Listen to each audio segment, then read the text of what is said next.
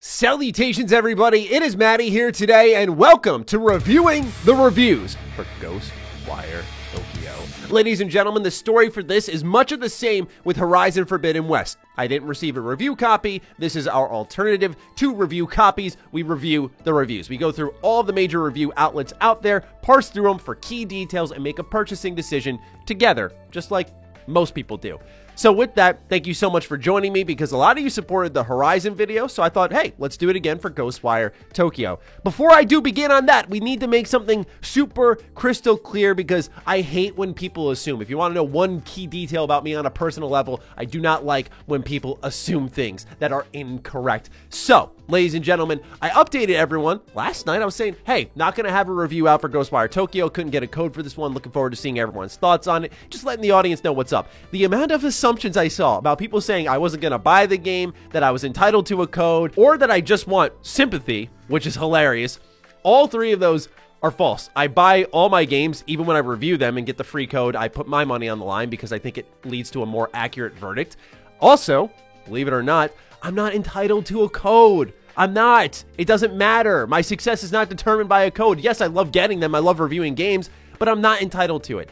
And last but certainly not least, we don't need sympathy here. I want your support. So with that, ladies and gentlemen, that's all I wanted to say on that. Let's get into Ghostwire Tokyo. This is the newest game from Tango Gameworks, right? You know, this game was introduced with Akumi Nakamura, her rise to stardom. She was the creative director, the heir to Shinji Mikami, and then she peaced out. This game goes into a very quiet state in development. Not a lot of people know what's going on. And then it pops up out of nowhere about a month ago with an extensive state of play gameplay reveal. And it's like, hey, we're coming out next month. See you then. So when I saw that, I thought to myself, you know, Bethesda is a company that has a lot of trust in their products, that they will just perform. And I don't know if the Bethesda Game Studios effect will work here, where we have a game that kind of gets re-revealed so close to launch that they're like, yeah, it'll sell well anyways. So I get where a lot of people were confident with this one. For me, I was feeling like they were kind of trying to hide it a little bit. Overall, the reviews have been very mixed. Some extremely high. We're going to be looking at a 10 out of 10 review for Ghostwire Tokyo. We're also going to be looking at some reviews that are more middling. Much of the sentiment here is that there is a lot of great ideas and some frustration on the execution of them. So, as per our usual reviews, let's start off with what people are saying about the story, shall we? We're going to begin with IGN, who gave this game a 7 out of 10. They say Ghostwire Tokyo has not one but two protagonists. I thought this was kind of interesting. Akito is the lone corporeal survivor of the mysterious fog that turned Shibuya into a literal ghost town and was in a bad place even before the spirits hit the fan. I like that little line there. His sister is in a nearby hospital. He's desperate to discover what's become of her, but now he finds himself in an uneasy alliance with KK, a surly spirit out to settle a score with the Hanya mask-wearing madman responsible for the attack. This uneasy alliance, by the way, means literally fighting for control over the one body. Their initial angry clashes soon give way to a shared goal and growing understanding, and while I didn't find either character hugely relatable, their family-focused backstories helped ground the grandiose main plot. Plus, with KK along for the ride, Akito gains a host of supernatural powers, all the better to deal with many unsettling visitors lurking on the streets. I don't know how many anime fans out there are watching this video, but this reminds me so much of JJK, Jujutsu Kaisen, right? Where like Itadori's fighting for control of his own body, the sacrifice he made to get his job done. Such a great show, by the way. Some of the best action in anime. I'm not crazy about the story on that, but I like this idea here because it does remind me of that, and I'm wondering if it's better executed here. So on a premise alone, I'm like, okay, Ghostwire, you got me. So let's move over to GameSpot, where they gave this game an 8 out of 10, and they were less positive on the story, but were more focused on how good the gameplay was. So let's focus on a more critical look at the story, where they say, the rest of the cast isn't given enough screen time to really stand out or cultivate any kind of attachment, so attempts to land an emotional payoff are stunted. Akito's sister, Mari, is a prime example of this, as she's more of a plot device than an actual character. The villain is severely underutilized too. His motives make him potentially sympathetic, but instead he's one note and completely forgettable as a result. The story's shortcomings are disappointing considering the early potential of its alluring mysteries, but even this isn't enough to detract from Ghostwire Tokyo's fantastic combat, setting, and world building. When KK entwined with his body, Akito gains access access to supernatural powers known as ethereal weaving,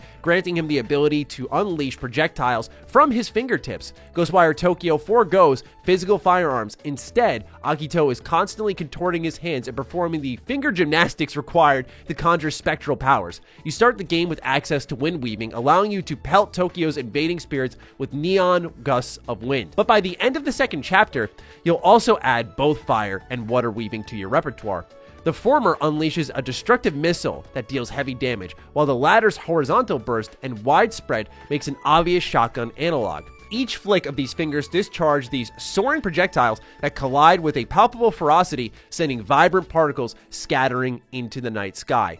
Combat takes a while to find its stride and feels stilted for the game's first couple hours, mainly because of the fire rate of wind weaving is painstakingly slow. Once you start delving into Akito's skill tree, however, this gradually begins to change. I like the whole Naruto hand symbol thing they got going on. A little side story here. When I was in 6th grade, I remember I memorized how to do I think it was Phoenix Fire Jutsu, because Sasuke was like my idol growing up. So again, this game speaks to the weeb me. At a certain point, it's like, does the enemy design matter if I'm just out here doing jutsu symbols? Like, that's what I'm all about, man. So I always thought the finger weaving, if you will, was really cool for this game. And it seems like the combat for a lot of people is really good on a interaction front, but the progression has been slow. That's something I noted across a lot of reviews. So that was a 7 out of 10 review from IGN, an 8 out of 10 review from GameSpot. I know a number of reviews suck. I agree with many of you out there. It's why I don't do them here, but you can generally get the feel that they like the game, right?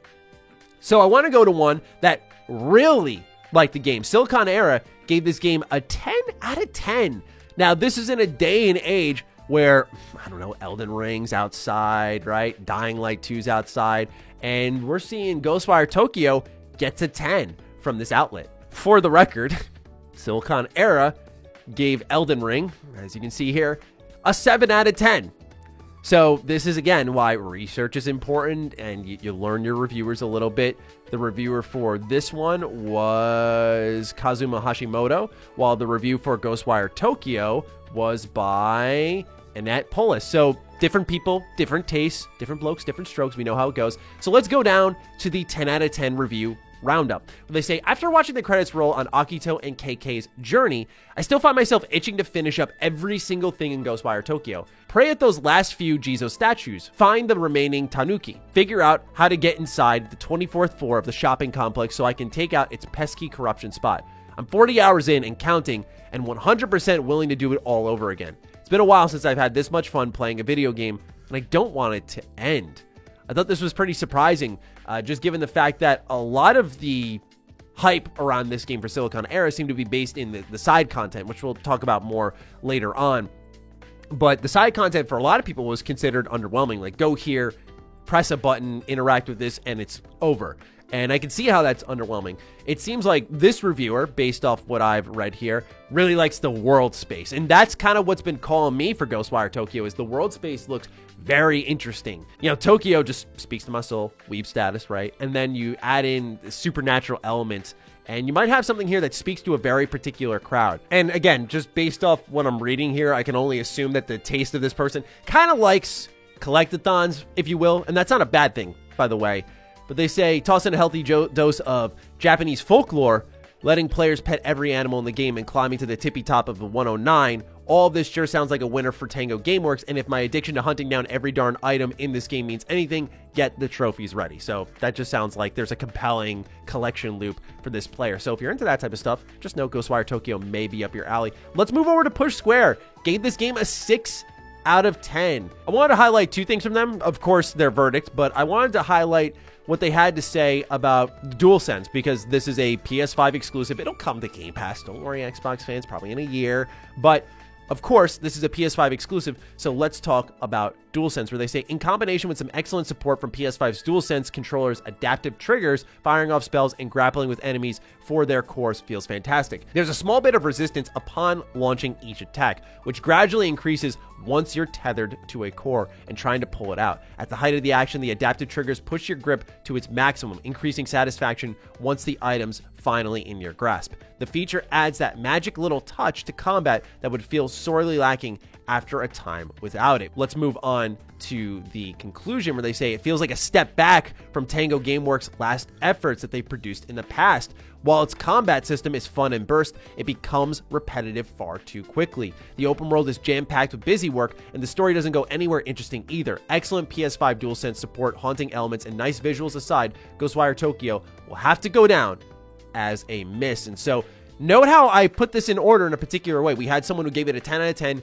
who seemed to really like collectathons and busy work, while Push Square says that it becomes too repetitive, that the open world is full of busy work. And of course, the rest of these are kind of subjective, uninteresting, boring. Too few enemy designs is interesting. I think that applies to everyone. But these first two up here are something that I think is why it's hit or miss. And we're talking about a post-Elden Ring world where a lot of people just very immediately flipped the switch and went, I'm tired of busy work in the open world. So I thought that this was a good one to follow up the score from Silicon Era that gave it a 10 out of 10. Let's move on over to Games Radar. The combo-less combat, light skill advancement, and slow movement should feel limiting, but it kind of works for what Tango Gameworks has taken aim at here. Enemy encounters always encourage forward momentum. They typically spawn center screen and are unwilling or otherwise unable to push your flanks.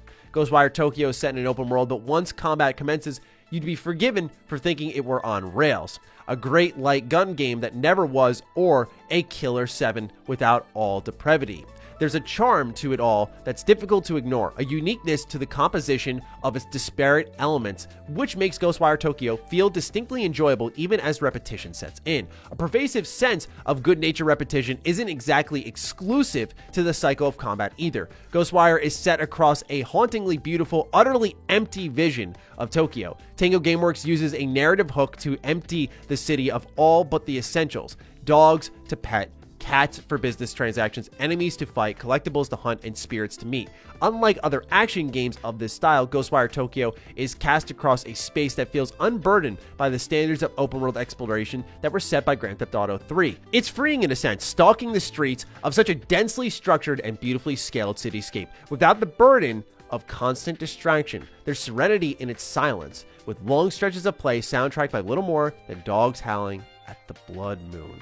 So they do say it's a bit more of a quiet experience, and I know after Elden Ring, a lot of people do like that. And I don't mean to base everything off of Elden Ring, just it's such a dominant title. We're still talking about it, right? And it's not common for games to have this many legs. But I just want to note that across these couple of reviews, there's a differentiation on what repetition is. A lot of it can come into combat, some of it can come into exploration, but this person seems to think that the combat can get a little repetitive while it is unique, whereas the exploration is not actually repetitive because it's so hauntingly quiet. So let's move on over to Polygon. While I'm not a crazy fan of their website, they do talk about side quests in a way I thought was interesting. These side quests aren't that compelling from a mechanical perspective, but many are intriguing little vignettes. The aforementioned toilet mission is the most far-fetched one I encountered. However, there are plenty of others that vacillate between sad and silly, poignant and banal. These personal stories function well in part because many of them, as well as much of the rest of the game, are deeply rooted in Japanese culture and folklore. For example, you increase your spell ammo by uncovering Jesus statues. I wasn't initially familiar with the term, which led me to the lovely and sad history behind these figures. They purportedly provide protection to travelers and help shepherd the spirits of deceased children. So, touching back on what we were talking about earlier in this video, you see here, the commonality is if you appreciate Japanese culture, you might find something here, and someone who wasn't familiar with this stuff did end up liking this. A game I think of while it's set in Hong Kong is actually, of all games, Sleeping Dogs, which really brought me in with the culture representation and how they put collectibles attached to those. So, to me right now, this is looking really interesting, even with some of its complaints. Last thing I wanted to highlight here is the length of the game. Throughout the 15 to 20 hour story, I spent a lot of time taking in the new normal of a humanless Shibuya Tokyo. This comes from CNET.com. Now, we saw there's plenty more to do, as Silicon Era had 40 hours in the game. They put double the time in that it takes to complete the game. So I believe that they really liked it, by the way. I don't know if anyone was doubting that. But yeah, 15 to 20 hours, not bad. Not bad for an open world, honestly. I would love to see more of that. So there's a lot here because, like, one thing that pushed me away from, say, Horizon was hearing it's like 50 hours. And I'm just very selective with those types of dives. Like, I'm not going to sit here and act like, oh, I don't got the time for that. I do this for a living. I want to do that type of dive. But coming off of like a 100-hour game, and then I put another like 70 into Dying Light 2, and now I'm putting another 50 into Triangle Strategy. It's like, you know what? A nice 15 to 20-hour open world game sounds really good right now. It sounds excellent, in fact. So overall, this game does seem to be flawed, but there also looks to be a charm to it. And from the outside looking in, like, I'm not expecting greatness here, but maybe a little hidden gem. I'm definitely really interested in it. And that's coming from someone who's a big Evil Within fan. Like, I remember looking at the first one, and I don't know why they don't just go back to trying to do the Resident Evil 4 formula, because the Evil Within 1 was phenomenal, if you ask me.